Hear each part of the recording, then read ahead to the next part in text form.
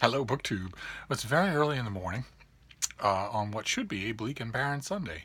But once again, very late last night, it was pouring rain all day yesterday in Boston. And very late last night, my mail carrier finally must have decided it's not going to blow over and gone out and done his appointed rounds because he dropped off some packages. So we do have books today. The first one, the only one, comes in a plastic container. I somebody along the way must have had the professionalism to think, if I don't put this in a plastic container, it's going to end up being soaked. The other packages are soaked, but we'll hope for the best. Oh. Okay. Well, this that explains that. This is not from a publisher. This is from one of you, I think, as is evidenced by the fact that it is packaged for a trip to the surface of Mars, rather than for this latitude of the surface of Mars, rather than for this latitude of the surface of the same planet as the sender.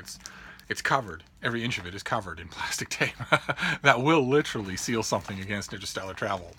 It is not necessary to send anything to Boston, and it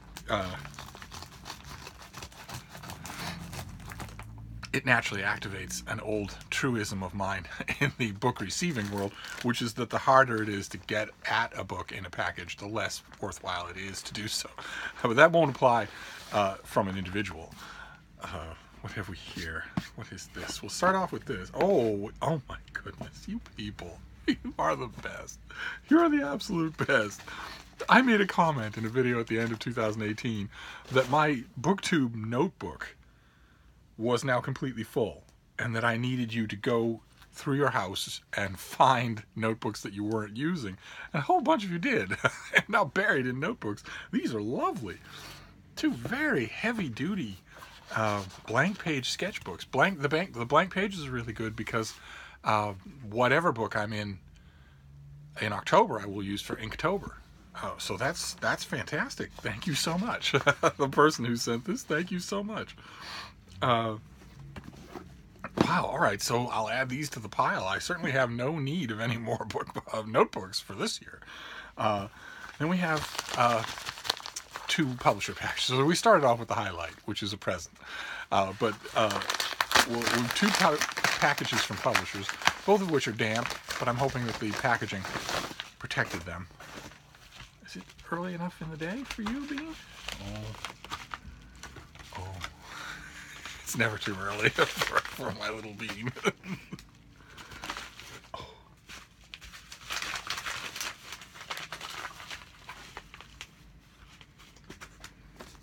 Later today, we are going to have our flea drops.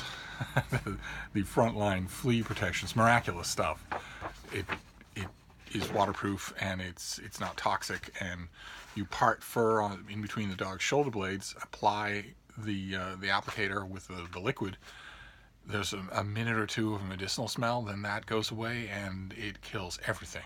It kills every flea and tick on the dog. Just you can in minutes you can see them staggering around, dying, and they're gone. And it not only kills them, but it stays active on the dog, so that everything they roll around on, all the bedding and the whatnot, it kills anything that's living there too. It prevents reinvasion, and if you keep it up.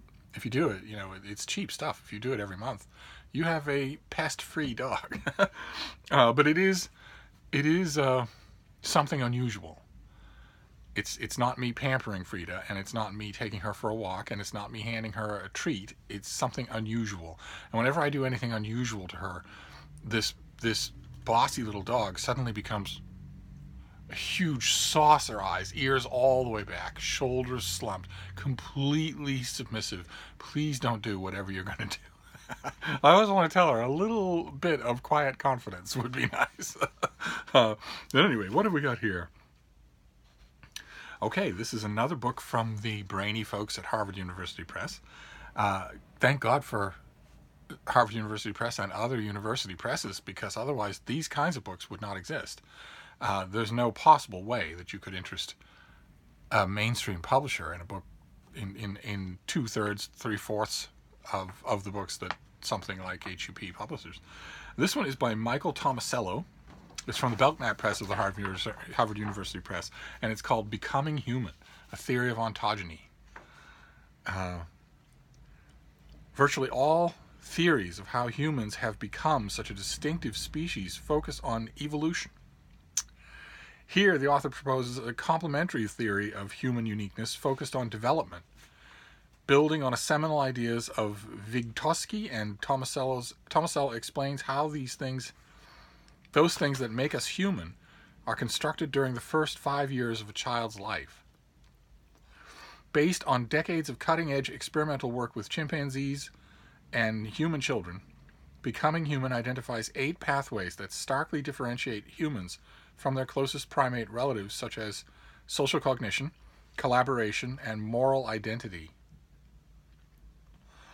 This first step occurs around 9 months, with the emergence of a joint intentionality exercised mostly with caregiving adults.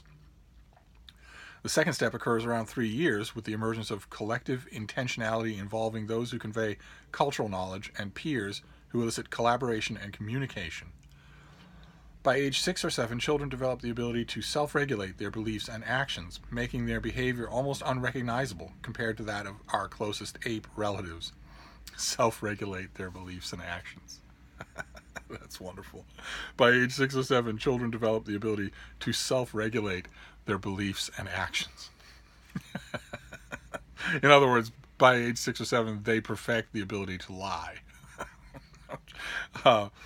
This book makes the convincing case that it's not necessarily nature versus nurture. Instead, biology creates the conditions under which culture does its work. Okay. All right. Well, I'm going to have to dig into this. This comes out in a week. This comes out in a few days. Actually, January 14th is the date on it. I'm sure it's not a strict date. It sounds important, and it sounds like I'll be arguing with it, since that... what was that last line?